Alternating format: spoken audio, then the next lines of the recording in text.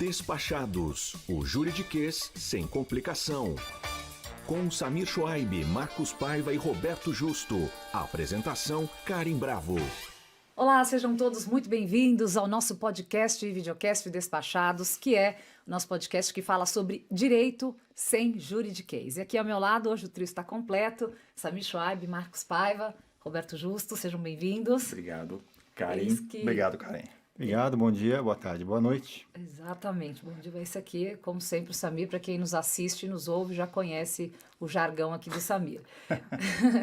E hoje nós temos um convidado especial, que é o Eric Magno, advogado e contador público certificado nos Estados Unidos, com especialização em planejamento fiscal, sucessório e corporativo internacional, fundador da Eric Magno Associates em Miami, atua há mais de 20 anos assessorando clientes e empresas em estratégias tributárias e patrimoniais. Seja muito bem-vindo, Eric. Muito obrigado pelo convite. Prazer recebê-lo aqui.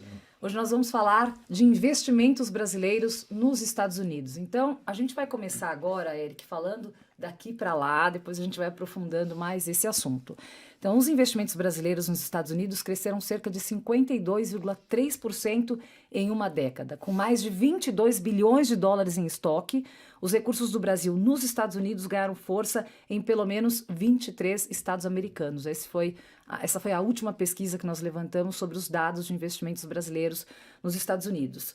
Por que tantos brasileiros estão preferindo investir fora do país, mandar dinheiro para os Estados Unidos? A gente tem uma ideia da razão disso e também falar um pouquinho se há riscos envolvidos nesse trâmite.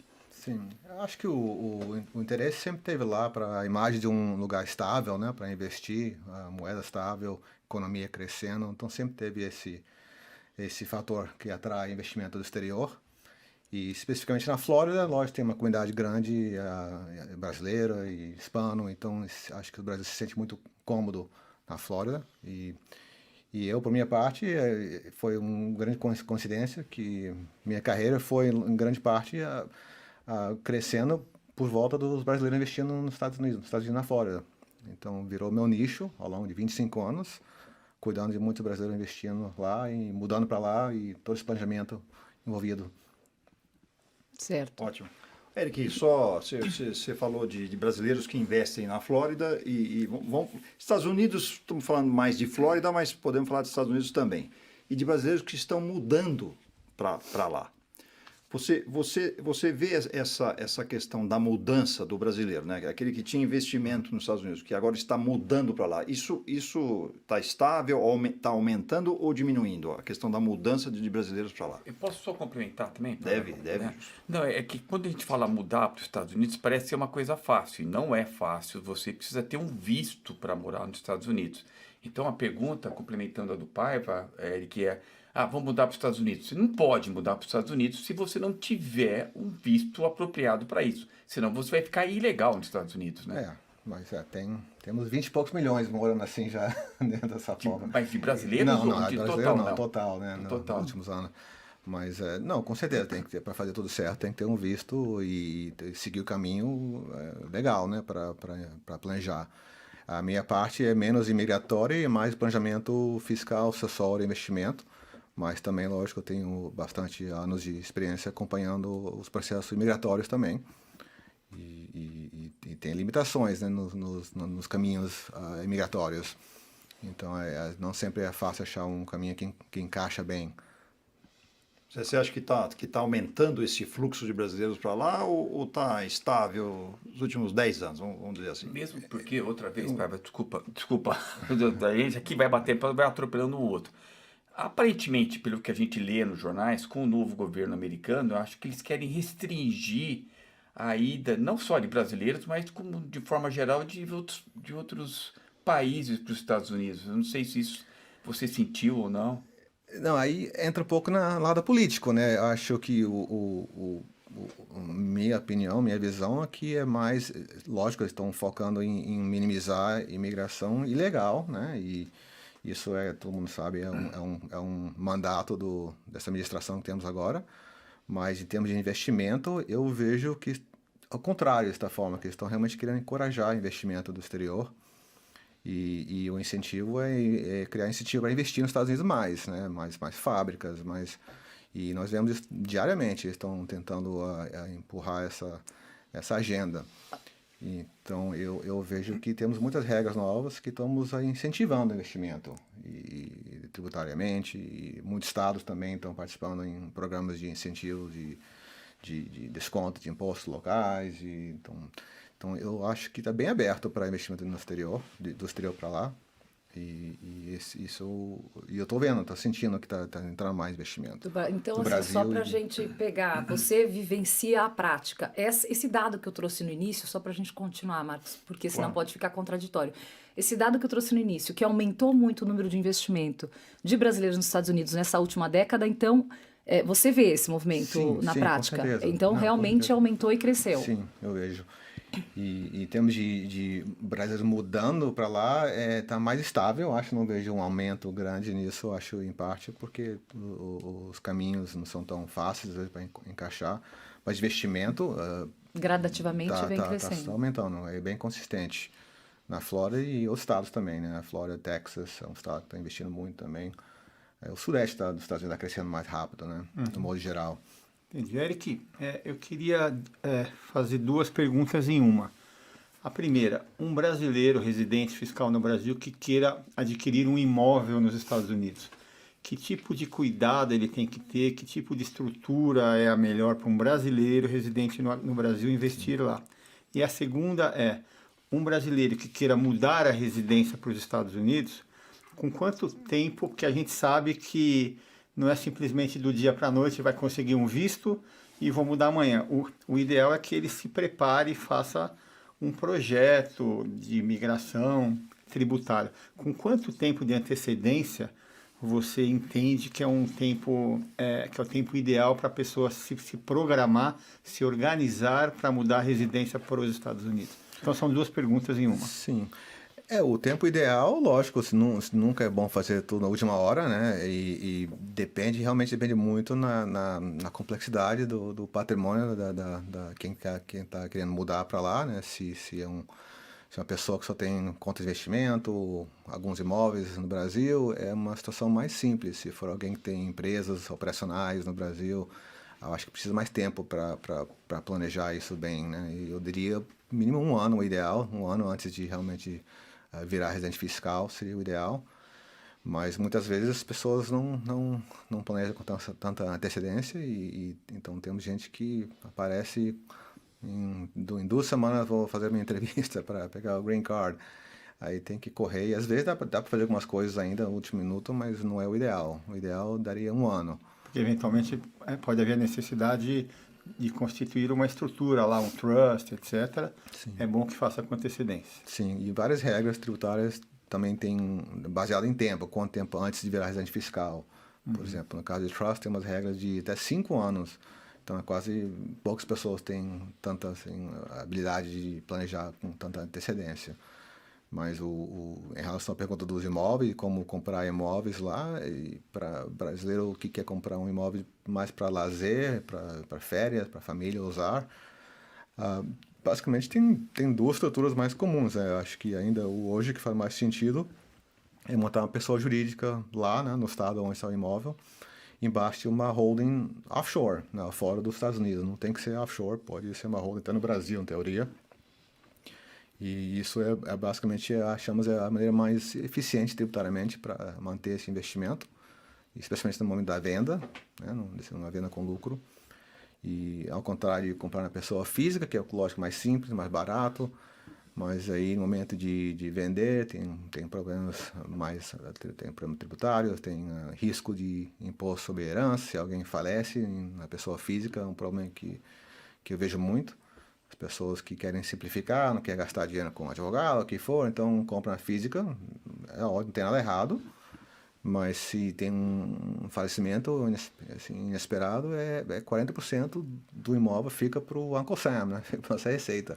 40%. E fica congelado, não consegue vender para ninguém até resolver isso. E acontece, né? Ninguém planeja quando que vai falecer, né? Mas então, acontece, só para continuar, então você está dizendo que o ideal para comprar um imóvel é abrir uma empresa.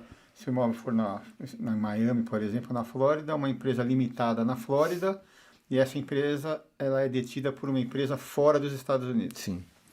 E na linha que você falou, Eric, que é importante a pessoa saber, porque, vamos investir nos Estados Unidos, pode, é totalmente legal, obviamente, desde que declare para o imposto de renda no Brasil, e se for superior a $1 milhão, também teria que fazer uma declaração para o Banco Central anualmente. Mas uma coisa que você citou que é importante, existe uma regra de sucessão nos Estados Unidos para nós não residentes lá. Se eu tiver um bem americano, uma casa, por exemplo, na física, ou uma ação de uma empresa americana no banco X, se morrer, é 40% em cima, certo? Sim, sobre o valor do mercado, né? Sobre o valor de mercado. Então, o Samir, se ele tem lá uma ação, vamos imaginar, da Apple, e morre, 40% vai embora. Se tiver na pessoa física. Se tiver na pessoa física dele. Então não vai morrer, hein, Samir? É por isso que... Primeiro fiz compração. E por isso que todo mundo usa a holding no exterior, né? Para blindar contra esse risco.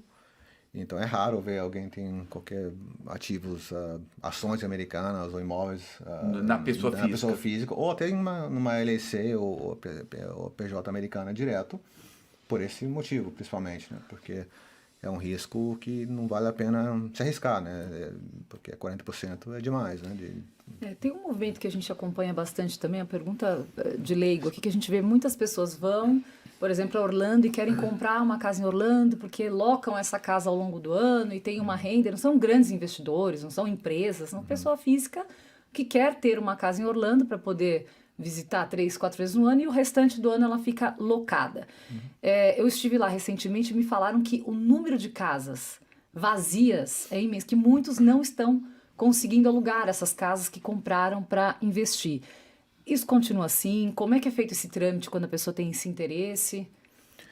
Eu não estou acompanhando por perto vamos dizer, a taxa de aluguel e quanto está vazia, mas eu sei que teve muito crescimento, muitos projetos focados nesse tipo de investidor, nesse né? Público, né? E, então não me surpreende que talvez aumentou um pouco a taxa sabe, a percentagem de aluguel talvez está um pouco caindo, porque realmente construía muito em curto prazo para esse investidor. Mas continua com muita demanda lá, né, para a central da Flórida, sul da Flórida, continua não só brasileiro, como de outros países, do norte dos Estados Unidos também, tem uma migração forte agora de Nova York e outros estados, para a Flórida também. Então estamos vivendo um momento de crescimento na Flórida em geral, bem forte. Mas realmente, como todo, se tem momentos no mercado que talvez tenha muita oferta, né, e tem que esperar um tempo para absorver, né? E como é feito esse trâmite? A pessoa que tem esse interesse, pessoa comum que conseguiu comprar um imóvel lá só para alugar e não mora nos Estados Unidos. Em relação como que estrutura... E essa pergunta só, eu vou complementar, aquela pergunta que eu ia fazer, eu já complemento nessa, Eric. É o seguinte, tem muitos brasileiros, né, que são empresários aqui, ou enfim, moram aqui e ficam alguns meses lá nos Estados Unidos e podem até fazer negócios lá como esse, né? Comprou lá uma casa, está alugando, né? Então a pergunta para complementar o que a Karen perguntou dessa pessoa que comprou um imóvel em Orlando e está alugando, quando é que a pessoa passa a ser contribuinte lá nos Estados Unidos? Quando ela deixa de ser um turista que tem alguma coisa e passa a ter que pagar imposto lá, não, além daqui. Mas acho que são duas coisas distintas aí. Uma coisa é quando a gente passa a ser contribuinte americano. A outra é sobre o aluguel da tua casa, você vai pagar imposto no começo de zero. Exato, o Eric que vai, obviamente, vai responder. Vai responder essa pergunta. Juntaram várias, né? Você viu, né, Eric? São duas coisas distintas para deixar o nosso público... Sim, não, sobre aluguel tem dois conceitos, né? Conceito de residência fiscal da pessoa e tem o conceito da origem do rendimento, né? Então, o aluguel do imóvel nos Estados Unidos sempre vai ser classificado como rendimento de origem americana. Então, isso sim é sujeito à tributação. Nós temos um sistema basicamente de lucro real para qualquer tipo de atividade. Então, abate as despesas, né, do imóvel. Então, normalmente, sobra quase nada ou até prejuízo contábil quando está alugando um imóvel, porque tem, além das despesas de caixa, tem a depreciação. A gente deprecia, né, o valor do imóvel, o custo de aquisição ao longo de 27 anos e meio, normalmente, para residências. Então, normalmente, não sobra muito lucro contábil sobre aluguel. É mais no momento da venda, quando realiza um ganho na venda, que tem um ganho de capital para ser tributado. Mas não diria mais 90% das vezes, no início, os primeiros 5, 10 anos, não vai dar lucro contábil sobre um aluguel Quer desse dizer, tipo. a pessoa vai ganhar o dinheiro do aluguel, mas não vai pagar imposto lá. Sim, vai É o que deduzir nós todas as estamos falando despesas, aqui. depreciação, aí quando chegar no lucro real, basicamente zerou. Tá. Então gira um fluxo de caixa positivo, isso é um atraente, né? Isso também é um dos pontos que eles usam até para ajudar a vender esses projetos, né? Que traz um fluxo de caixa positivo e não tem que pagar imposto, porque as despesas. E sim, no modo geral isso funciona, e é verdade. Eric, por favor, me explica como que funciona a parte de residência fiscal nos Estados Unidos. Na maioria dos países como o nosso, a gente conta 183 dias ao longo de um ano. Eu sei que os Estados Unidos não é desse jeito. Vocês fazem um cálculo dos últimos 3 anos. Ou seja, a pessoa, às vezes, ela confunde com o nosso sistema, e como é na maioria dos países, 183 dias, e acaba ficando menos que 183 dias por ano nos Estados Unidos. E aí ele é pego porque a regra de vocês não é igual à da maioria dos países. Você pode explicar para a gente? Sim, não, com certeza. Temos uma regra geral, né, que a gente chama de Substantial Presence Test, acho que presença substancial, né, seria a tradução, que é basicamente uma média de 3 anos, né, e 3 anos rolando o calendário, e basicamente conta os dias atuais do ano atual, 1/3 dos dias do ano anterior e 1/6 dos dias 2 anos atrás. E se a soma desses 3 chega a 183 dias, você é considerado residente fiscal naquele ano que passou dessa média. E eu acho que um ponto que às vezes as pessoas esquecem ou não entendem bem é que a data efetiva não é o dia que você passou, é o primeiro dia de entrada no país nesse ano. Então isso é uma pegadinha que eu vejo muitas pessoas esquecem ou não estão bem a par, que a lógica diria que não, quando eu passo, deveria ser a partir daquele momento. Não, volta do primeiro dia que você entrou. Então, se veio para o Réveillon, passou 1º de janeiro, aí saiu, e não voltou até julho, agosto, começa a partir de janeiro 1, que você estava no estado de janeiro 1. Não importa que só ultrapassou em julho ou agosto do ano. Entendi. Então, isso eu vejo, às vezes, cria alguns problemas, porque as pessoas são surpresas com isso. E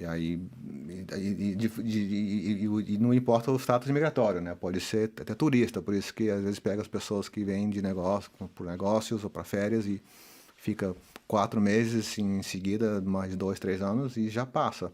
Só vindo como turista, 4 meses ao ano, basicamente, é suficiente para passar essa média, ele né? corre o risco de, nessa primeira vez que estourou, então, ele chegar na alfândega e na própria alfândega já ter uma espécie de aviso para ele dizendo o seguinte: agora você é contribuinte fiscal americano.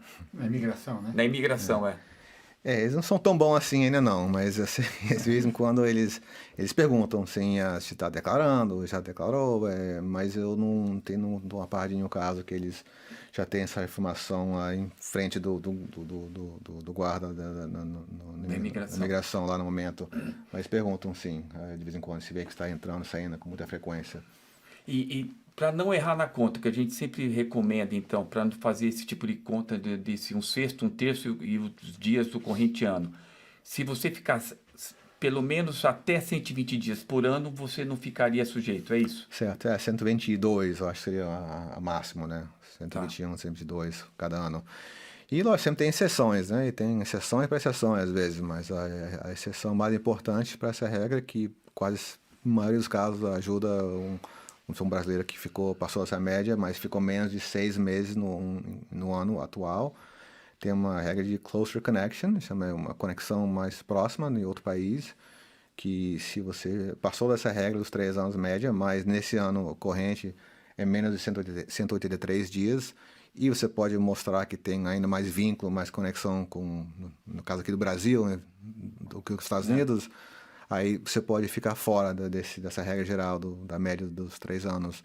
Então, isso contamos muito com isso para as pessoas que ficam 5 meses, até 6 meses. Uma argumentação, né? E tem que entregar um formulário para dizer isso. Olha, não passei dos dias, mas não deveria ser considerado residente por causa, tem mais vínculo ainda com o Brasil. Aí, E o centro vital seria o Brasil e não os Estados Unidos. Tem que constar onde você... Tem vários fatores, não tem uma coisa específica, mas você mostra que família, negócio, trabalho... no Brasil, então fica fácil nesse caso que alguém que só está visitando lá para férias ou para congresso de vez em quando. Tá, Eric, e ainda nessa linha da pergunta da Karen, do brasileiro que investe nos Estados Unidos com imóvel para locação. Suponha então que ele vai abrir uma empresa, ele vai ter imóveis, a renda, como você falou, de um imóvel nos Estados Unidos é considerada uma renda americana, vai pagar imposto lá. Em que momento esse brasileiro é obrigado a declarar no imposto, nos Estados Unidos, apresentar uma declaração lá, mesmo sendo residente no Brasil? No caso de esse tipo de renda de aluguel, não é baseado num valor de dólar de lucro, por exemplo, porque se tiver prejuízo, ainda teria obrigação de declarar que teve prejuízo com essa atividade comercial de alocação. Mesmo que seja um imóvel só? Mesmo que seja imóvel, mesmo que seja só prejuízo. É a regra técnica, né? Mas se não fizer, também não é que tem multa pesada num cenário desse, né? É questão de...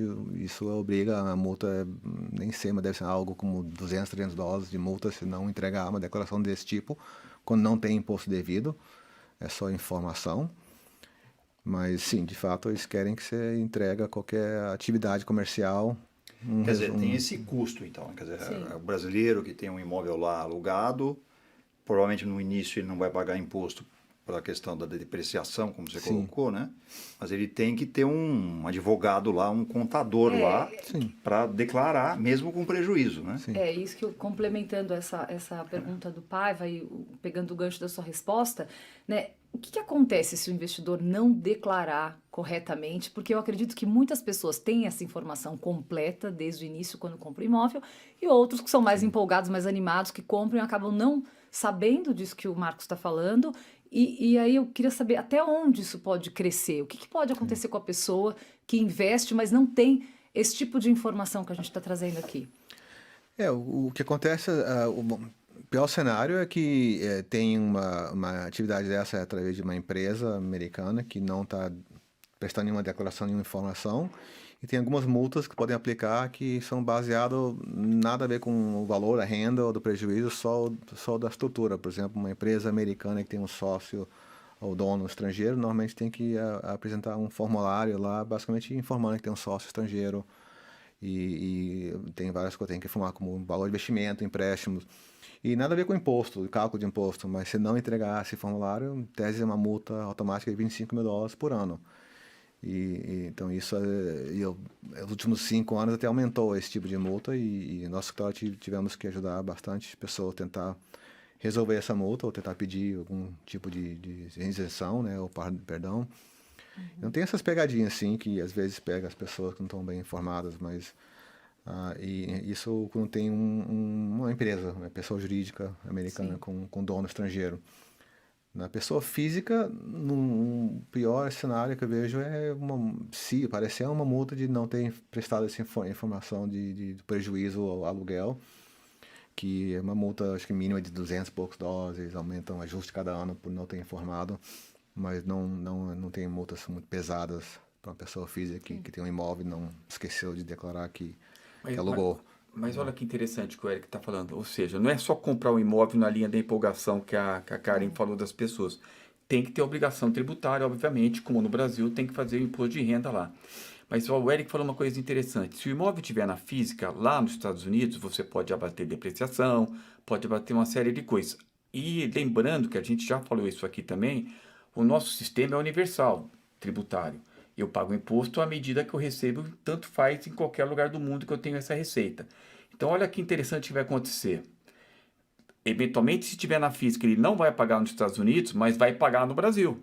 Porque aqui no Brasil eu não posso abater a depreciação, eu não posso abater um monte de coisas.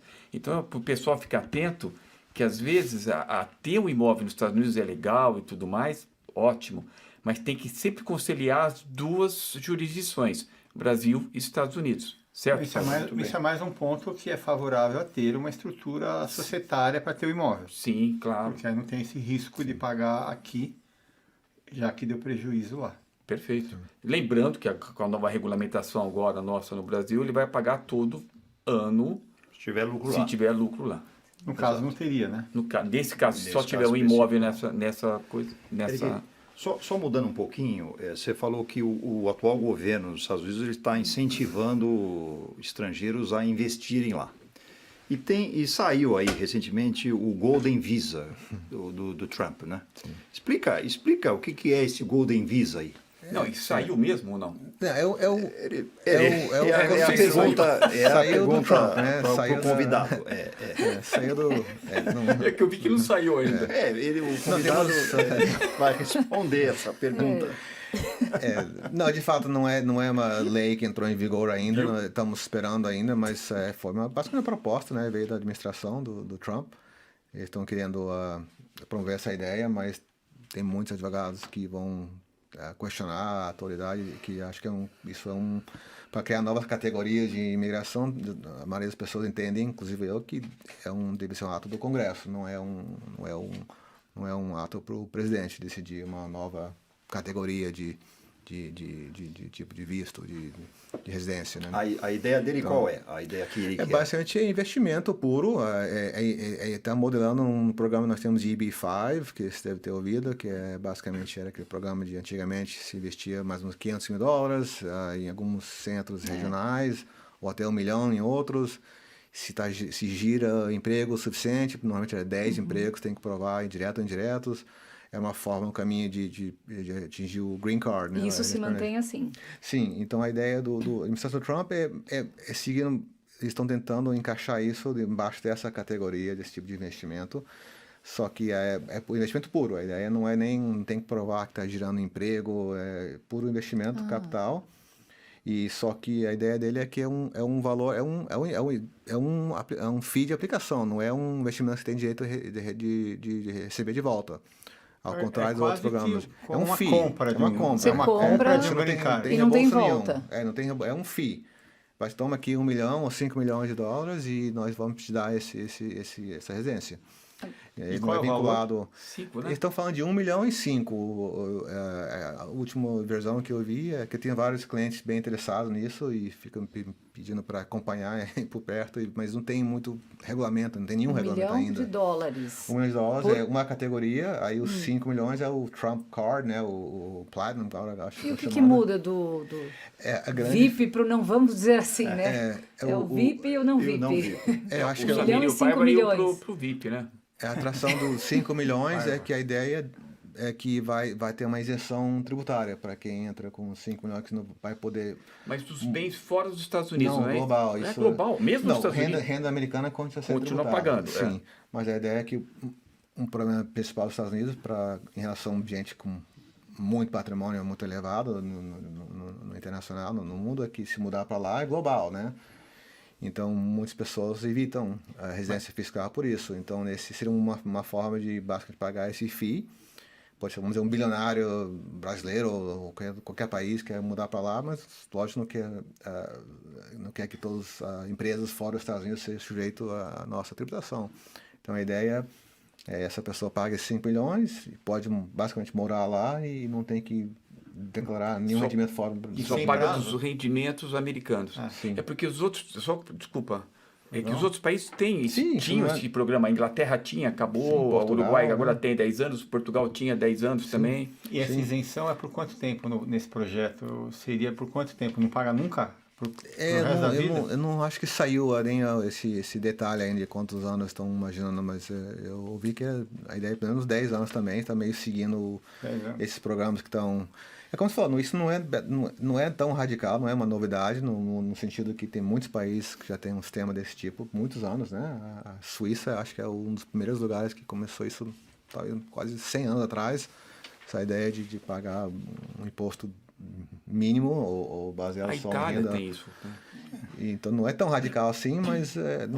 mas 200 mil euros por ano. Mas o seu sentimento é que, de fato, essa é uma matéria que tem que ser...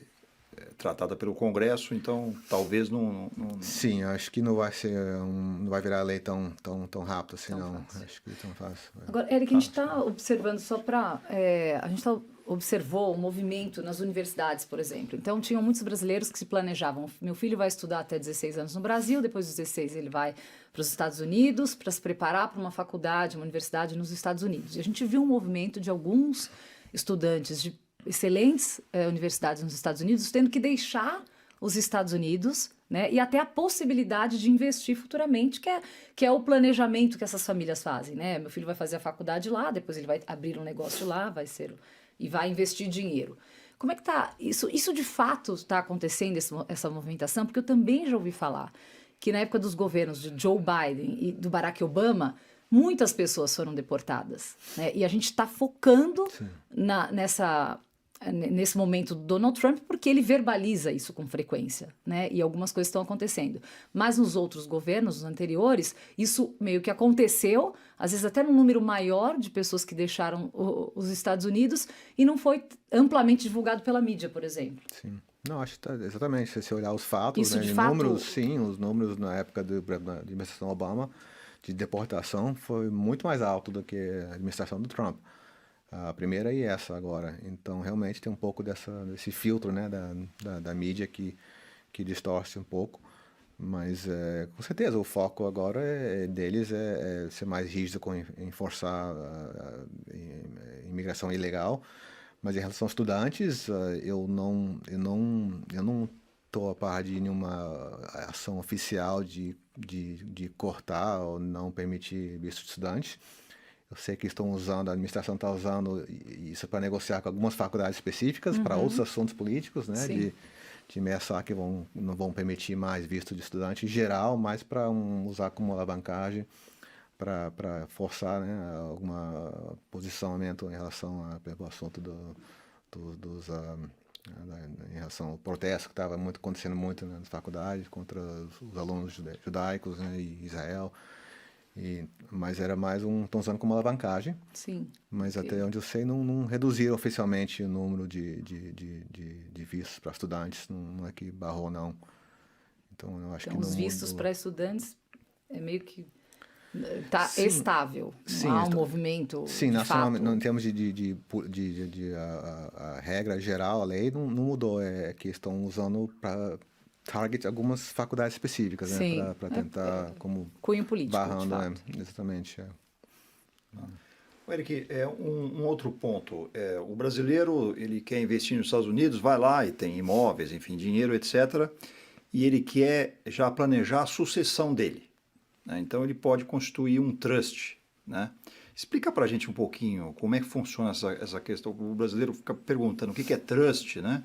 E como é que funciona isso? Por que é interessante o brasileiro que tem bens lá, né, fazer um trust para fins sucessórios? Sim. Considero um assunto que está mais e mais, que agora que você está no Brasil, teve novas regras, né, em relação ao reconhecimento de trust. Mas para nós, eu falo para as pessoas que trust, basicamente, de uma forma mais simples, é nada mais que um contrato de administração. No modo que eu vejo, e como qualquer contrato, você pode ter, é quase limitado o conteúdo, né? Então, começa sempre com o objetivo da família, do cliente, que estão querendo, com o objetivo principal para montar esse trust. Normalmente, tem algum objetivo principal de planejamento sucessório, né? De sucessão, como que vamos deixar os bens para minha família e como eu posso controlar isso da melhor forma.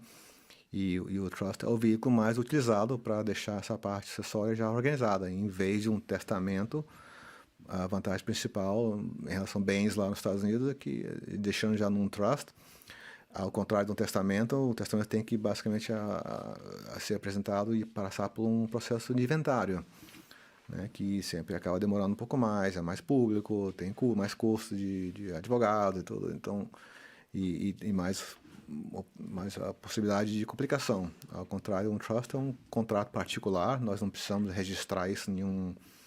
Isso é um outro fato que as pessoas ficam até meio não acreditam, que não precisa registrar isso em nenhuma junta, nenhum registro comercial, basicamente é um contrato particular mesmo, que fica com a família e o advogado, quem ajudou a montar, mas funciona para deixar organizado como que vai ser distribuído esse patrimônio para os herdeiros. E lá, ao contrário do Brasil, tem muito mais a flexibilidade em relação a quem recebe o quê. Não tem nenhuma parte necessariamente reservada, X% para cada filho ou para cônjuge. Não, tem mais flexibilidade nesse sentido. Então, às vezes, as pessoas usam o trust para tentar fazer um planejamento um pouco diferente do que seria o normal, ou a país de regra origem. normal do país de domicílio normal. E isso não dá problema, quer dizer, ele faz uma regra sucessória através de um trust diferente da regra sucessória no Brasil. Sim. Há muitos problemas com relação a herdeiros, contestações ou não? Aqui ou lá? Aqui.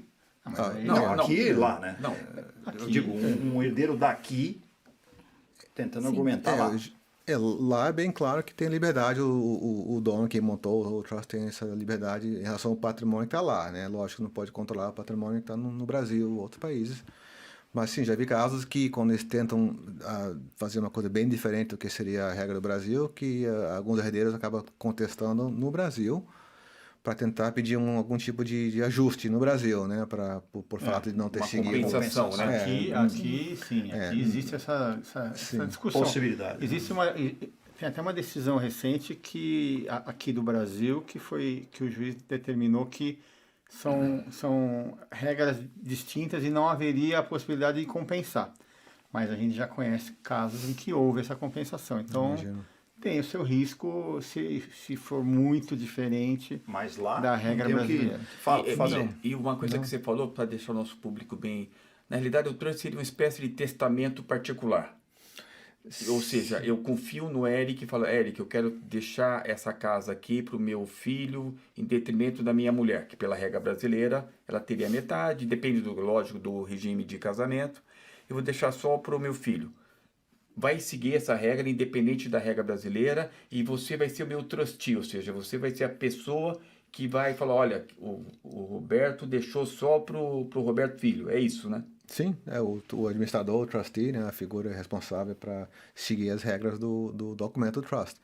E pode ser pessoa física, pode ser instituição financeira, pode ser trust company, tem várias opções. Lógico, quando as pessoas só querem usar familiares para essas posições, cria mais potencial de briga no futuro, né? Porque não é imparcial, né? Quando a gente coloca um familiar para tomar essa posição, mas nada proíbe. Pode usar familiar, na maioria dos casos, para ser o próprio trustee administrador. Eric, e só complementando a pergunta do Paiva, com relação a trust, explica para a gente, para o nosso ouvinte, a diferença do trust revogável para o irrevogável. Porque o brasileiro ele tem uma certa dificuldade em entender, eu vou doar o meu patrimônio para um trust de forma irrevogável, e aí eu vou acreditar que o trustee vai executar a minha vontade, que eu escrevi lá que eu quero que vá para fulano ou ciclano. A garantia disso, explica para a gente um pouco a diferença de um e de outro. Bom, o revogável, como você falou, pela palavra, né, de fato o dono, o settler, chama de settler, né, o grantor, é quem aportou o capital dentro do trust, continua sendo considerado dono para todos os efeitos, fiscal e blindagem, não muda nada porque ele pode revogar a qualquer momento, ou ela revoga a qualquer momento, não tem muita diferença entre pessoa física e aquilo, mas ainda ajuda para a parte acessória, né? Porque já está os bens já embaixo do nome desse trust, revogável, no falecimento não precisa passar por um inventário, né? Pode simplesmente seguir o que está escrito no documento e se for ações de uma empresa, holding, simplesmente vai emitir novas ações em nome de cada herdeiro. E isso faz eternamente, não precisa passar por nenhuma corte e nenhuma aprovação especial. Então ainda tem essa vantagem. O irrevogável hoje em dia é até raro ver um trust, montar um trust irrevogável, que realmente é irrevogável no sentido puro de não tem como irrevogar, porque poucas pessoas realmente estariam dispostas a engessar seu patrimônio de uma forma que nunca tem como mudar, né? Então isso de fato é bem raro, uma coisa realmente completamente irrevogável nesse sentido. Normalmente a forma de que seja revogada é diferente, né? Basicamente seria através de distribuições, através de terceiros, aí sim seria importante ter trustees terceirizados para aprovar distribuições, para basicamente desfazer o trust através de distribuição para os beneficiários. E é muito mais flexível do que muitas pessoas imaginam, né? Porque de proposta, a maioria das pessoas querem flexibilidade, não querem uma coisa muito engessada. Mas a vantagem principal para ter a trust irrevogável é que dá blindagem em relação a problemas de credores E não só credores em termos de processo, muitas vezes o mais comum é credor em sentido de divórcio, por exemplo, né? É uma coisa que acontece com uma metade da população, né? Então, tendo patrimônio, por exemplo, baixo de trust irrevogável, que nunca virou parte do patrimônio do casal, não entra numa partida de divórcio, por exemplo. Então, é uma situação comum que se usa, e então é muito mais para isso. Entendi. Você fez uma pergunta, se tiver um filho só, se quiser em detrimento da Denise. Eu nunca faria isso com ela sabe disso. Tem Viu, Denise, eu te defendo. Virando um pouquinho essa página do trust, não sei se vocês querem aprofundar mais essa questão do trust. Não, pode, podemos Não, seguir. uma curiosidade, assim, muito se falou desde que o Trump assumiu dessa guerra comercial que a gente está acompanhando e tem visto diariamente, as questões das guerras, da oscilação do dólar, tudo que está acontecendo desde que o Donald Trump assumiu a presidência. Isso afeta os investidores brasileiros? Qual que é o receio deles nesse momento de investir no Brasil? Se de fato é preciso ter tanto medo, se de fato há tantos riscos, ou é mais essa coisa do Trump falar, mudou alguma coisa com relação a isso? Com relação ao ponto de vista do americano investindo no Brasil, O vice-versa do Brasil Brasil lá? investindo nos Estados Unidos. Tô As pessoas que te procuram, eles questionam isso? Sim, com certeza tem essa imagem, né, que está querendo criar barreiras, mas quando eu pergunto para, vamos falar, ver o que realmente foi passado em termos de regras, legislação nova, basicamente não existe nenhuma restrição nova e às vezes, ao contrário, eu diria que tem muitas regras novas que estão incentivando mais investimento de fora e doméstico. Lógico, tem essa briga de tarifas que está acontecendo, né? Isso é uma política meio caótica, mas em termos de específico, de mudanças legais, eu não vejo a restrição. Quem está com dinheiro lá também não perdeu dinheiro por conta disso, dessas oscilações e desse momento. Nosso mercado, pelo menos na Bolsa, está em alta, recorde alta cada dia. Muitas pessoas acham que está alto demais, mas realmente continua batendo recorde histórico cada dia. Não quer dizer que não pode ter uma correção violenta, né, nos próximos meses, quem sabe. Mas, por enquanto, os mercados como a Flórida e Texas estão realmente tendo muito investimento, crescendo. A bolsa está em alta, Ou seja, o desemprego está no índice bom. Então, essa bandeira que estão levantando, que os Estados Unidos já não são mais... não sei, pelos indicadores econômicos... Seguros, né, para se investir, eu não vejo nenhuma proposta para tentar qualquer tipo de restrição de capital ou bloqueio. Eu nem vi proposta disso. Os Estados Unidos é um país tão capitalista, o maior capitalista do mundo. Se ele restringe investimentos, ele está dando tiro no próprio pé. E eu acho que a única economia grande que, por exemplo, não sei se pensa, é o maior país fiscal do mundo, se pensa bem, né? Porque é um dos poucos países que permite qualquer estrangeiro pode investir nas nossas empresas e cobrar juros e receber isento, de imposto zero. Tem zero de withholding nos Estados Unidos quando o investidor investe em títulos de empresas americanas. Poucos países que fazem isso aí, por exemplo, e é uma coisa que eu vou deixar claro também que aqui, porque é uma coisa interessante, a gente falou muito de imóveis, mas quando você investe nos Estados Unidos em dinheiro, em papéis, você não paga, você assina um documento lá chamado W8, né, Eric? Sim. Que você não tem imposto de renda na fonte nos Estados Unidos. Você não paga imposto de renda nas aplicações financeiras, exceto dividendos de ações de empresas americanas. Ou seja, você acaba pagando no Brasil, mas lá você não paga.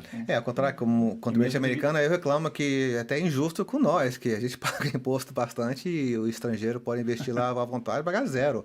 Então, dependendo da sua perspectiva, pode dizer que... Eu acho que até a pergunta da Karen, e houve essa fase mesmo, até no escritório vários clientes ligaram para a gente. Porque tudo que a minha mas será que o meu investimento vai ter algum tipo de problema? Nós respondemos que não, dinheiro, né? À época. Mas teve realmente um momento na briga aí, né, de governos, aí, vamos dizer assim, que alguns investidores brasileiros ficaram com receio. Poxa, vai acontecer alguma coisa com a minha conta bancária? Nós tivemos bloquear. dois casos de clientes que saíram dos Estados Unidos, foram para a Suíça, investimento, por medo de haver algum tipo de bloqueio patrimonial. Você acha essa possibilidade? Eu não vi nem nenhuma proposta séria de ninguém em posição de implementar ligação não faz com sentido Não isso, faz né? sentido. Não faz É que sentido, muito mas se as vê- pessoas, têm medo. leem mas- e ouvem o que a mídia traz, fica atento e quer investigar, porque tem receio de perder o dinheiro que ele investiu ali, né?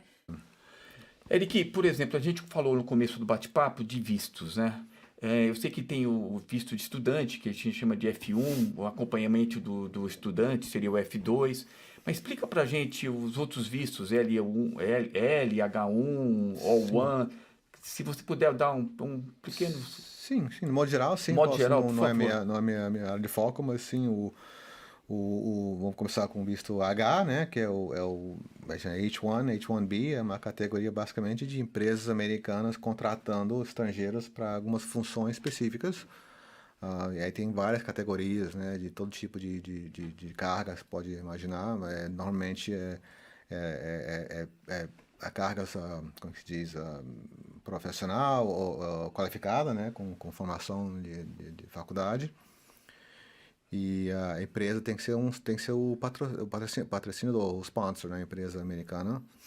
E muitas vezes clientes com seu próprio investimento em empresa americana pode usar o veículo de empresa americana para ser o sponsor do brasileiro, vamos dizer, se quiser contratar um brasileiro através desse visto de H1. Tem prazo, o H1?